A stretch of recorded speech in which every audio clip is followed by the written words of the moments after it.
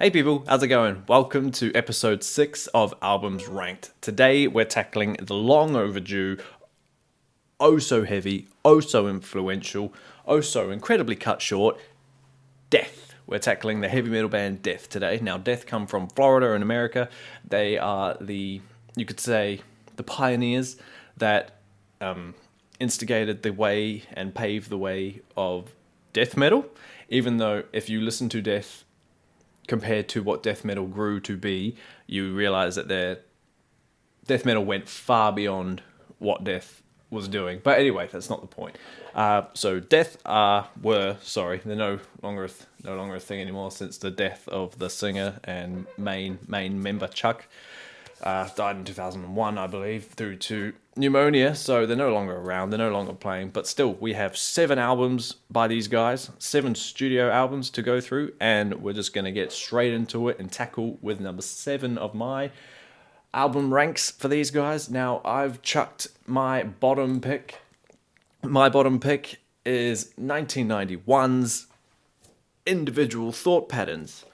Now, the reason for that one being at the bottom, which funnily enough, I think is actually probably Death's heaviest album. If you listen to it from start to finish, it is very, well, I was going to say, it's all very fast, but they are all the albums are incredibly fast. A bit like most of the bands that I'm doing these ranks for, they don't really have bad albums. They're just different, and they just they each have something to take away compared to what they did before and what they did after. So Individual Thought Patterns, wow, that was a ramble. Individual Thought Patterns comes to me at number 7 at the bottom. Not to say that it's bad. It is nowhere near bad.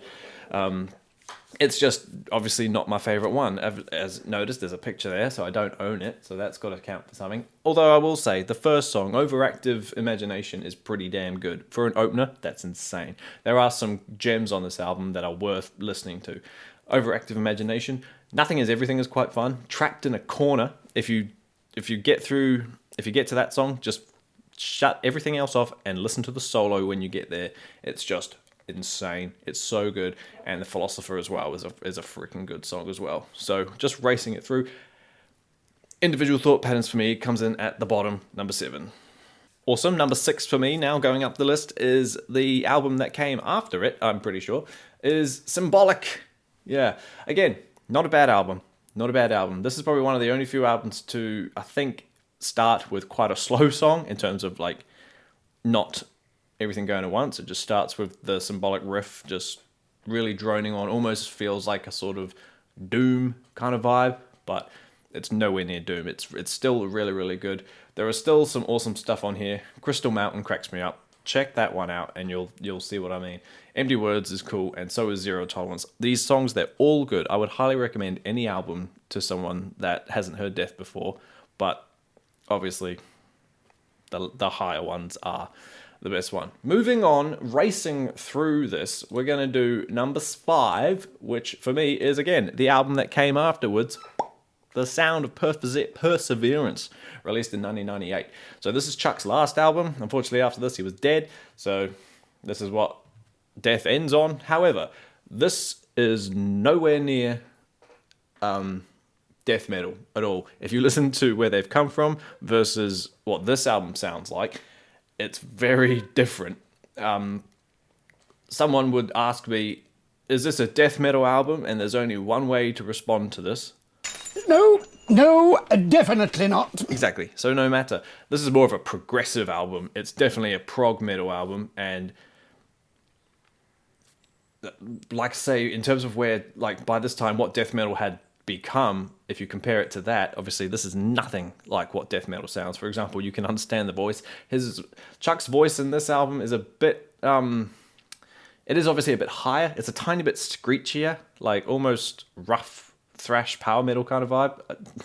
But anyway, I really actually really like this album. I listened to it this morning just to kind of really pinpoint, like, yep, that's where I'm going to put this album. I'm going to put it at 5. There are some really clever songs on here.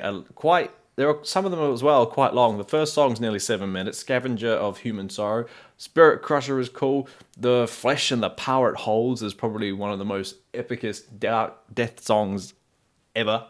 It's just It's 8 minutes long, and it's just so full of all sorts. There's everything going on in that song. It's just insane. And if you feel the need to carry on, there's a Painkiller Judas Priest cover, which is weirdly good.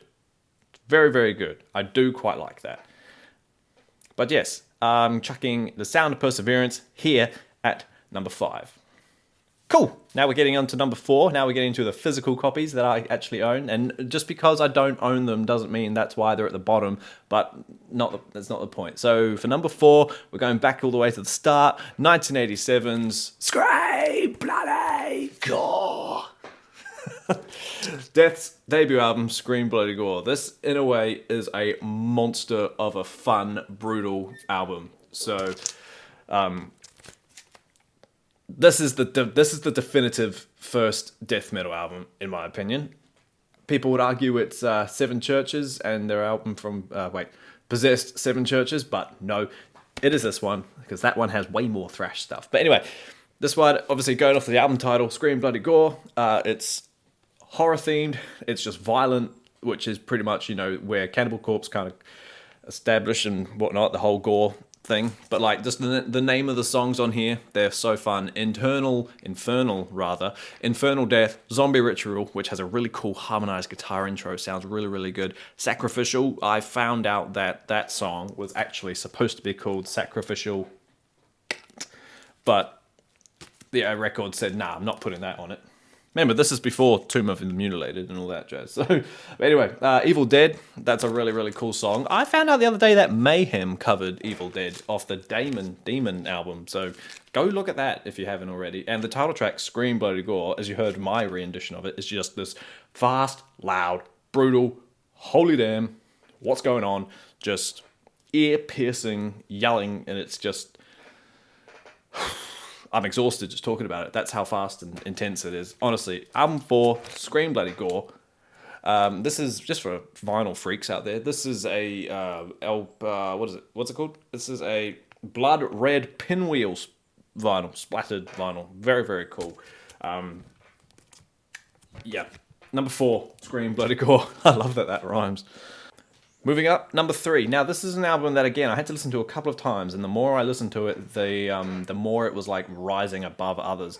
And that one, this is probably my most recent purchase of the band, and that is their third release from '91, Human. This album is cool because it kind of definitely steers away from typical death metal, like death vibe, you could say. For starters, the first song on this album, Flattening of Emotions, starts with this awesome tribal bongo beat out of nowhere, and you're just like, okay, is this ethnic now? It's really, really fun. It's really, really cool. This is a brutally fast album as well. That song in itself, Flattening Emotions, you just put that on with bass, and it's just like, and you're like, okay. Suicide Machine, Secret Face, it's all like, reading the lyrics of it, it's almost like everything that could be wrong with a person is talked about on this album. Suicide Machine, Together as One, meaning like Siamese twins kind of thing. Secret Face, just two-faced kind of person. And then even the second side is awesome. Lack of Comprehension, Cosmic Sea. Give Cosmic Sea a chance. I know you've heard people, slack it off, but please give it a chance. It's actually really, really cool if you really, really listen to it. God of Thunder is a bonus track and it's a cover, but it's a fun cover. Yeah, it's a bit silly, but I mean, I love this album. I think it's great. Death, 1991's Human, number 3. Awesome, cool. Moving up to 2 now, we tackle the album that is the only one that I have on CD for this one. I just haven't found it on vinyl in the shops in New Zealand, so I had to go for the CD, which weirdly enough, I didn't have to travel far for it, and that is the second release of 1988's Leprosy. If you've seen Ice Age, you know what that is. The L word. Yeah, leprosy. No, Sid, no. I hummed and hard. This album is really good. Other people would define this as like the ultimate death album. This is like the pinnacle of the songwriting, the structures, the musicality, everything about it just apparently comes into this album, and I completely agree to a point. Obviously, it's not my number 1, but anyway. Leprosy itself is a really, really fun song. Leprosy's the longest song on here, just over 7 minutes. But then if you can get past that, then you're laughing, really. Open Casket, Choke on It. My favourite's probably what's it called, Left to Die, and Born Dead. I'm just talking about the songs. I can hear the melodies, and they're just awesome. And the infamous, well, not infamous. That's not the right word. The well-known Pull the Plug. It's got that real heavy kind of chuggy. Pull the plug. It's like, it's heavy. This album is really, really good. It's so good. It's the shirt I'm wearing. It's the only Death shirt that was on the shelf, so I nabbed it and kind of happy to get it. So yeah, number 2 for me comes in at Leprosy. And then back to the vinyls, and again, I'm really glad I picked this one. I only picked this one up because I picked up Scream Bloody Gore on the same shelf, and this is obviously the third release, Spiritual Healing.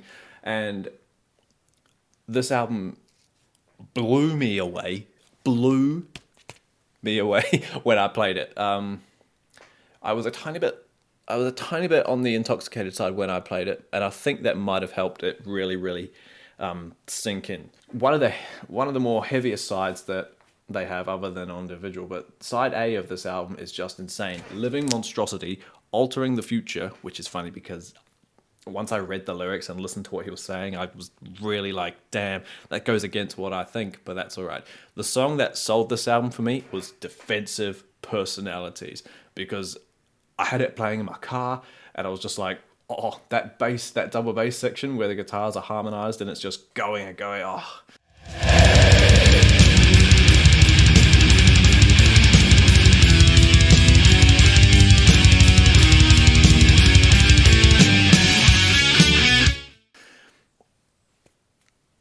I had to nearly pull over. I was in a traffic jam when it happened, and I was like, oh, my car is physically shaking. It was so good. Spiritual Healing, the song, is really, really fun.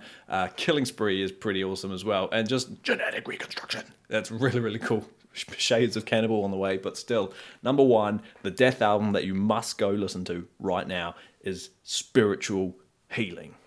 Also, as team, thank you so much for hanging out with me this morning while we talk about the Death Band and the Death Band.